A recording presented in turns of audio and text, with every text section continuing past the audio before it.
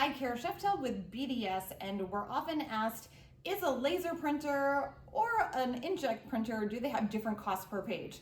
The answer is yes, absolutely they do.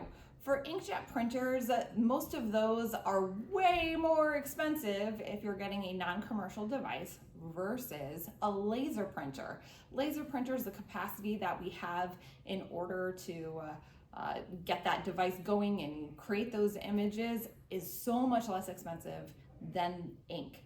If you have an inkjet printer, ink has to be dropped and those heads have to stay wet at any given time. And so even if you're not using the device, those inkjet heads have to drop ink regardless.